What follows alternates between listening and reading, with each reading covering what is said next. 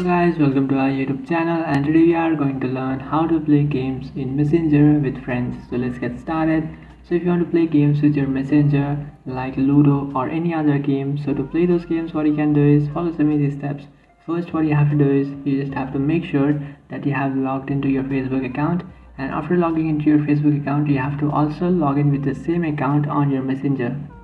So just simply do that, and after doing that you will find the following chats. Now if you want to go ahead and play game with a specific person, so to do that what you can do is just simply select that person and then tap on message. After tapping on message you will find the side arrow beside that message in the left side. You just have to tap on that arrow and you will find the four dots. So just simply tap on that four dots and you will find the option which is play game. Just simply tap on play game, and from here you will find a number of games that you can play.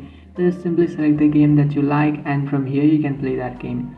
So that's it guys, this is how to play games in Messenger with friends. If you find this video helpful, don't forget to like and subscribe to our channel. If you have any doubts, feel free to comment below. Thanks for watching.